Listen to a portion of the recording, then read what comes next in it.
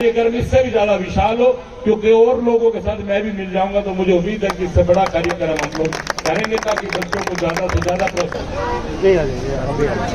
Hello, के पास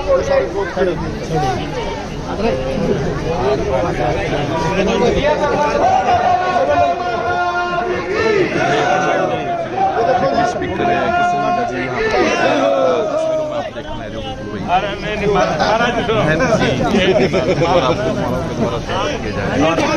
जी तस्वीरों में आप देखना है विमल सर और अपने डिप्टी सर खड़े थे, मैं पछाड़ने भूल गया से दोनों शकल में बराबर के लागे।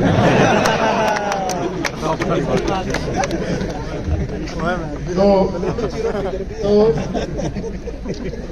अपने 18वें नंबर के डिप्टी स्पीकर आर्टिकल 178 के तहत एक तो सर मेरा पैतृक गांव है, आपका यहाँ पहुंचने पर सभी बच्चों की तरफ से, ग्रामीणों की तरफ से आपका स्वागत है।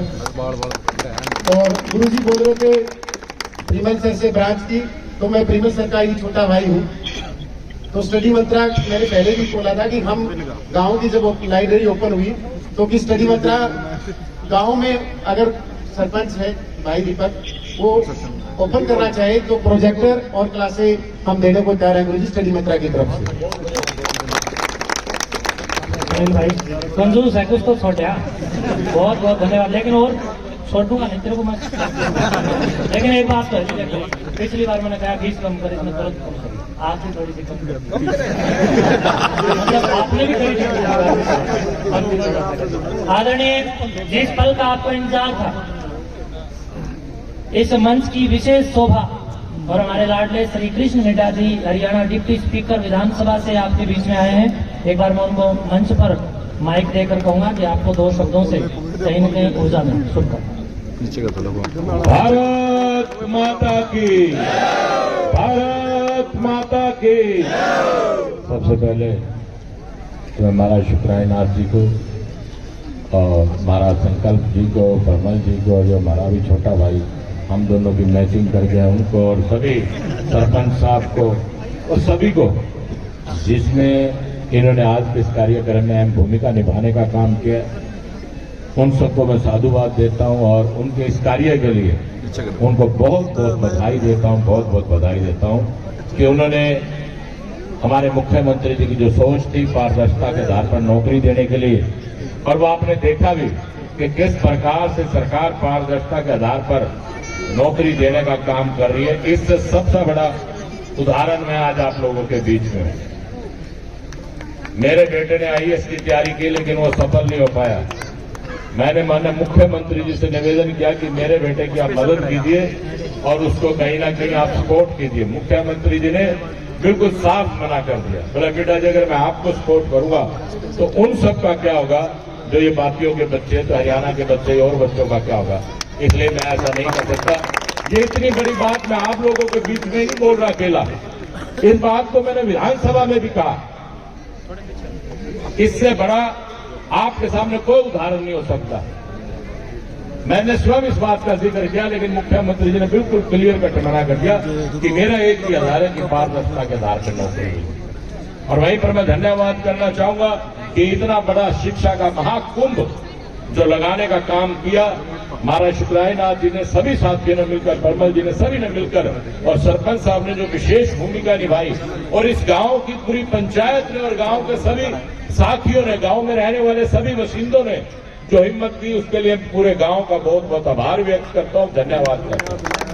और वहीं पर मैं महाराज जी से भी निवेदन करूंगा कि ऐसा एक कुंभ अगर जींद में भी लगाए तो जो मुझसे मदद मिल सकेगी मैं उस मदद करने के लिए तैयार हूं।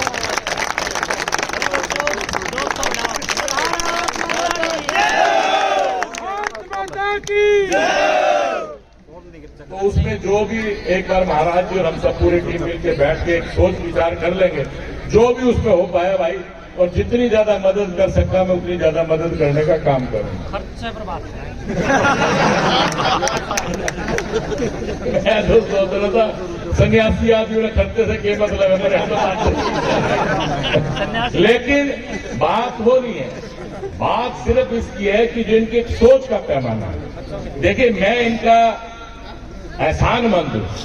ये आज से नहीं, बहुत लंबे समय से जो इन्होंने शुरुआत की थी नशे के खिलाफ, शुरुआत जिन्होंने की नशे के खिलाफ, आज शिक्षा को लेकर, उसका भी कारण है कि उनको लगता है कि बच्चे अपनी सफलता की तरफ बढ़ेंगे। कहीं ना कहीं कोई बच्चा सरकारी नौकरी में, कोई कहीं, कोई अच्छा ऑफिसर बनेगा, कोई कहीं जाएगा। इन लोगों का भी पूरा सहयोग साथ के साथ मिल रहा है। एक तो ये तो मजाक की बात थी, लेकिन जो इन्होंने कहा सिर्फ एक ही सोच कि हमने इस धरती में जन्म लिया है, जब उस परमात्मा के पास जाए तो ये बता सके कि हमने ये किया आपकी बनाई इस धरती पे। देखिए, आज शिवरात्रि है, भगवान शिव का दिन है। शिवरात्रि की भी मैं आपको बहुत बहुत मुबारकबाद देता हूं, और वहीं इसी बात को मैं पूरा करने का काम करता हूं, क्योंकि कभी कभी अपने आप से बात करने का अवसर मिलता है इंसान को। बहुत से लोग जन्म लेते ही इस दुनिया से चले जाते हैं, लेकिन जाके सामने वाले को बताना कि तुमने मुझे भेजा और मैं ये करके आया, उस बात का आनंद है जिसमें उस परमात्मा को भी खुशी मिली है। उससे पहले क्योंकि महाराज जी ने भी, इन सबने भी अपने अपने विचार कहने का काम किया, हर एक बात को बड़े अच्छे ढंग से कहा। मेरे मन में भी ये बात हिचकोले लगा रही थी कि एक चाहे छोटा कुंभ लगे, लेकिन लगे सही, एक बार जींद में इसकी शुरुआत होनी चाहिए। उसमें गोगड़िया गांव के सभी साथियों के भी पूरा सहयोग लेंगे, और हो सकता है कि ये वो